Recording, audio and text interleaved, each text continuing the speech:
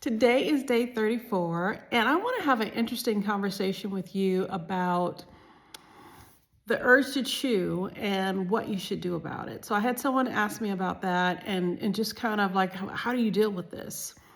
So I will say early on in the very early stages of juicing, the urge to chew was something that was very real. And it was just like my body getting out of the habit of eating a meal, right? And then as I got further into it, it wasn't an urge to chew. As long as I had enough juice, like enough fluids, I wasn't hungry. And it was just really about, if I had an urge to chew, it was more around hunger. And if I had enough juice, that went away. So it wasn't really connected. So that's that. Secondly, you could always get sugar-free gum if you wanted to just chew. As part of my juicing journey, I do have, there's some sea moss gummies. There are some, what's the other one? A stress gummy. I don't have them every day, but I may. I also have sea moss gel. I have sea moss gel most days. The gummy I have if I don't have the gel. And again, these are just things that I do. And of course, we've talked about in other days, I've talked about how I will have like the seasoned water, right? The veggie broth that I season and such. And it just gives you that breakup. But I'm just going to suggest to you, because the person was really asking along the lines of, what if I crave a burger and I take the burger and I chew it and I spit it out?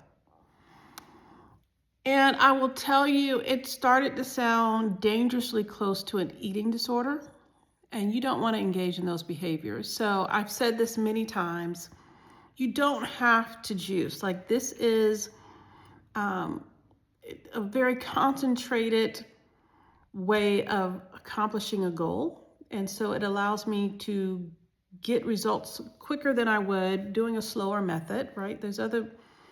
You could say, I'm going to cut out fats and fried foods, and I'm going to cut out sodas, and then I'm going to cut out maybe meat, and then I'm going to cut out dairy, and then I'm going to cut, right? Like, you can start to go and whittle things back slowly but surely, and you can end up maybe at a raw vegan or a whole food, plant-based, right? You can do all of those things and you can get similar results, but it will take you longer. And so I don't want anyone to feel like they have to do this, what I'll call like an expedited approach. If you can do it, do it. If you're at a point where you're thinking about chewing a burger and spitting it out, like I said, you're starting to get into dangerous territory. And it's better to just say, how about I go get some cucumber, right? Some celery. Certainly if you've been on for an extended period of time, there's a proper way to refeed so you don't put strain on your digestive system.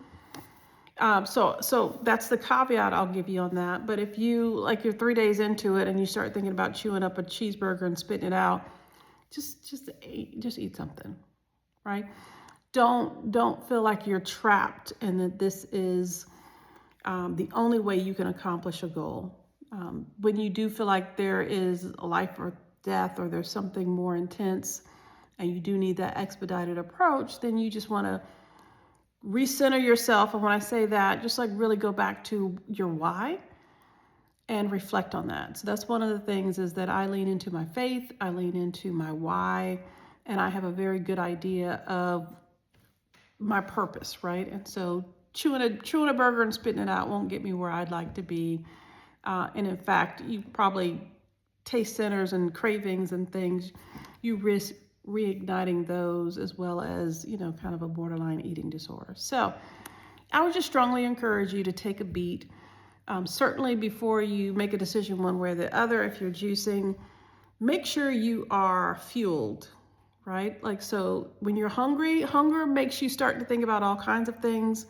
If you're in an environment where food is cooking, you start thinking, it's a great time to fill up on juice, so you can give yourself the ability to stop and say, is this a natural stopping point in my juice journey? Or was this just a moment of, I don't want to call it weakness, but just a moment where I wasn't properly fueled and it was impacting my decision making?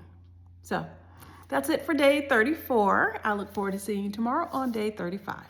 Bye.